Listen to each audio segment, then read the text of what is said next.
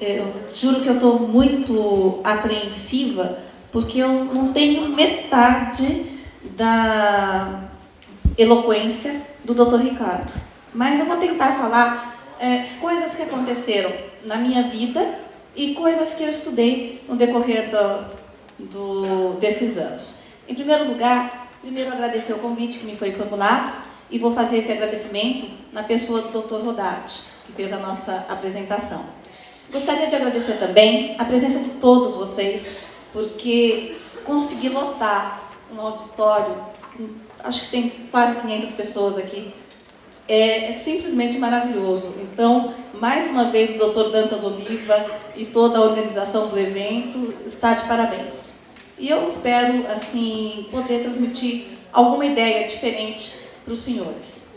Por que eu falei que eu vou contar um pouco da minha história? Porque eu comecei a trabalhar aos 15 anos de idade. Isso fez mal para mim? Eu pensei nisso quando eu comecei a escrever a minha dissertação de mestrado em 2002, que eu comecei a escrever sobre trabalho infantil. Porque o que a gente tem recorrente é que trabalhar dignifica o homem. E sim, eu concordo, trabalhar dignifica o homem. Mas o homem, ser humano adulto.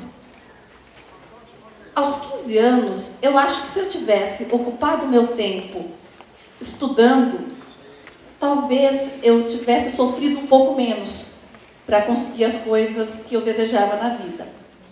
E vou contar um pouquinho a história do meu irmão, porque o tema do nosso trabalho é justamente a idade mínima, e eu coloquei aqui esse parênteses máxima, quando a gente for... Deixa eu ver se eu consigo colocar o...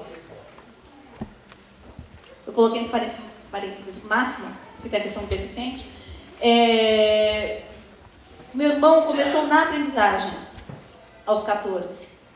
E foi na aprendizagem na Mercedes-Benz, porque, não sei se perceberam, eu nasci em São Bernardo, estudei em São Bernardo, minha vida foi no ABC Paulista. Na verdade, estudar mesmo, ginásio, colégio, foi numa escola estadual em Diadema. A faculdade foi em São Bernardo, o resto foi na USP. Mas, assim, o meu irmão, ele voltava chocado. O Senai da Mercedes-Benz é um dos melhores Senais que podem existir. Só que ele tinha 14 anos e via cidadãos de 40 perdendo a mão na máquina. Ele não trabalhava em local insalubre, ele não trabalhava à noite, ele não trabalhava no serviço periculoso, mas ele via pessoas se acidentando. Meu irmão pediu demissão, escondido do meu pai. Quando meu pai meio que forçou ele a fazer engenharia, ele saiu da faculdade de engenharia escondido do meu pai. Meu pai expulsou ele de casa, ele prestou o vestibular para direito e ele é advogado trabalhista. Então, assim, tudo bem que trabalhar dignifica o homem, a aprendizagem é fundamental, o trabalho do contrato por meio de aprendizagem é um meio eficaz de colocação do adolescente no mercado de trabalho. Agora, o que eu quero questionar é qual a idade mínima de colocar um adolescente no contrato de aprendizagem na indústria? Será que ele está preparado psicologicamente para encarar as coisas que ele vai enxergar no dia a dia de uma indústria? Então, muito daquilo que eu vou falar vai ao encontro daquilo que o Dr. Ricardo já falou. Por isso a minha apreensão, porque o Dr. Ricardo fala com tanta propriedade que eu vou falar coisas que vocês falam, o Dr. Ricardo falou muito melhor. É verdade, doutor. Mas o que eu coloco quando eu estudei no mestrado, eu pensava, trabalhar não foi ruim para mim. Quando eu comecei o meu trabalho do mestrado, eu achava que as minhas conclusões seriam de que o trabalho infantil não é uma coisa ruim. Mas no desenvolver da dissertação, a minha surpresa foi que eu concluí que o lugar de criança é na escola. E é isso que eu vou tentar demonstrar aos poucos para vocês. O primeiro ponto que eu vou colocar é sobre idade mínima para o trabalho. Em 1998, o Brasil alterou a Constituição Federal para que a idade mínima no ingresso no mercado de trabalho fosse a partir dos 16 anos, salvo na condição de aprendiz, a partir dos 14.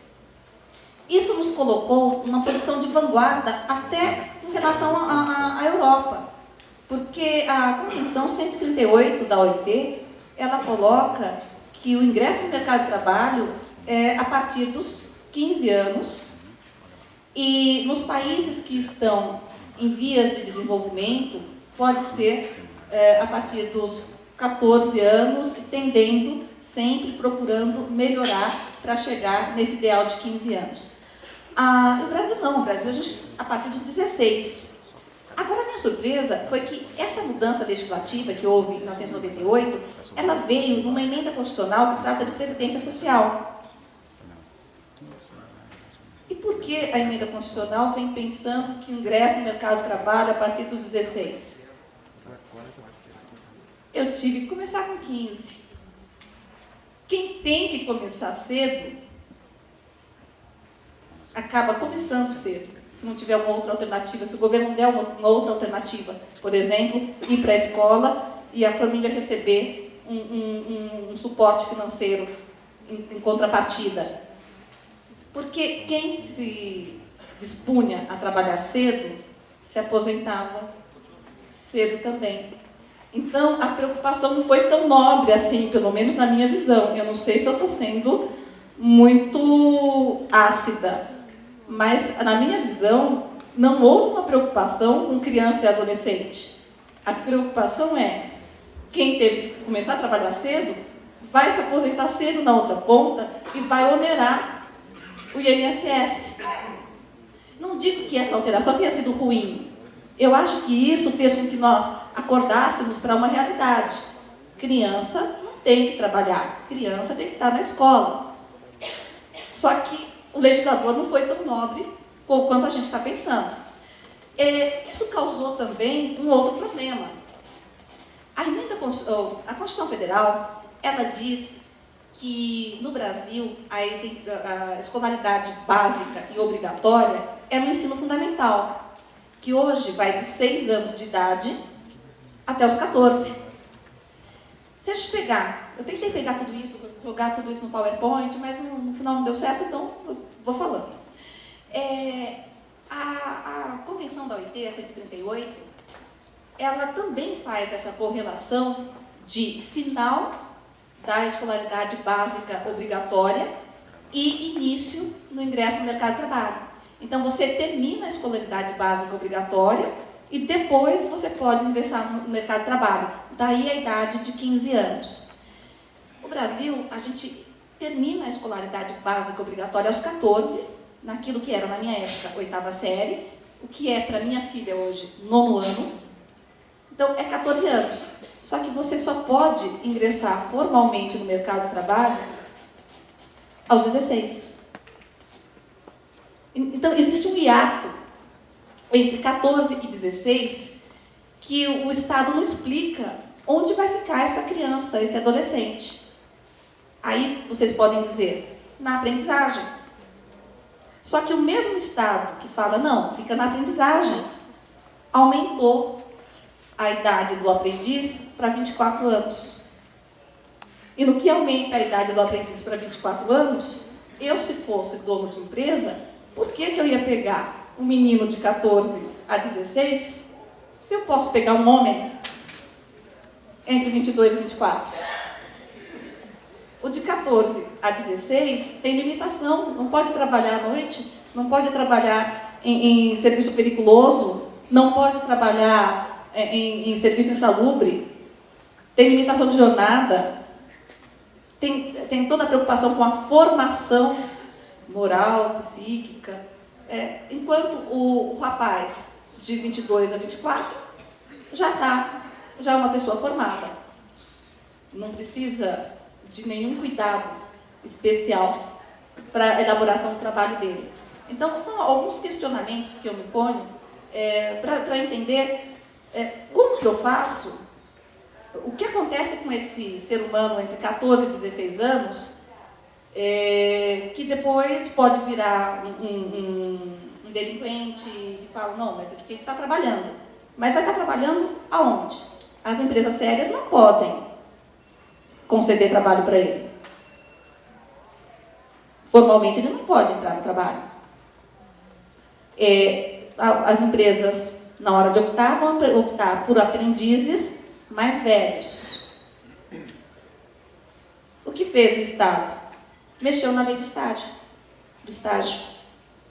O estágio, quando eu era estudante, eu lembro que minha professora falava assim, eu vivo repetindo essa frase porque eu gosto dela, que o Jean Piaget, ele dizia que até os 18 anos, a gente não aprende só por teoria, só por ouvir falar.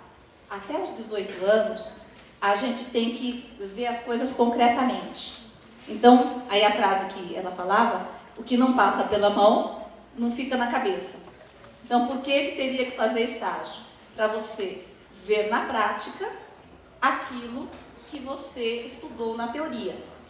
Então, quando você fala de um estágio profissionalizante, aí eu consigo entender você ter a parte de formação teórica na escola e a parte de formação prática dentro de uma empresa, dentro de um comércio, eu consigo entender.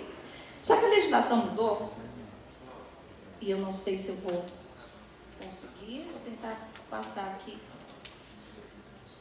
Vamos ver se vocês vão conseguir enxergar. Mais ou menos.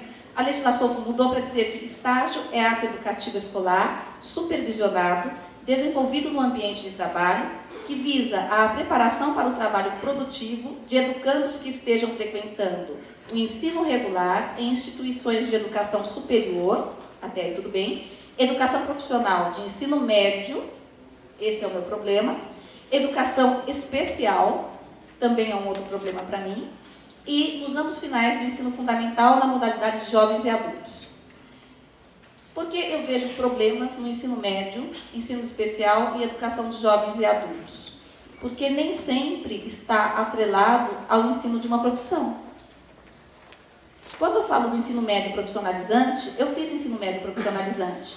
Então, eu aprendia, eu fiz magistério. Então, eu tinha aula teórica na parte da tarde e na parte da manhã eu fazia estágio. Então, na parte da manhã, eu ia colocar na prática aquilo que eu tinha estudado à tarde. Agora, quando você pega um ensino médio não profissionalizante, o que está acontecendo com esse adolescente? Estão transformando o estágio naquilo que era o projeto do bom menino. Estão pegando aquele adolescente que precisa trabalhar e colocando num tipo de trabalho precarizado. Porque o estagiário, ele não tem registro em carteira. O estagiário não ganha, não tem a garantia do salário mínimo. Se você for olhar a lei do estágio, ela fala que para o estágio do ensino médio, a pessoa pode até trabalhar até 6 horas por dia. E se ela trabalha até 6 horas por dia, como que ela vai garantir o seu estudo? Cansada. Pior ainda, eu cheguei a pegar um julgado e também não... Eu vou ver se eles conseguem colocar, tentar colocar aqui atrás. Deu? Tá meio...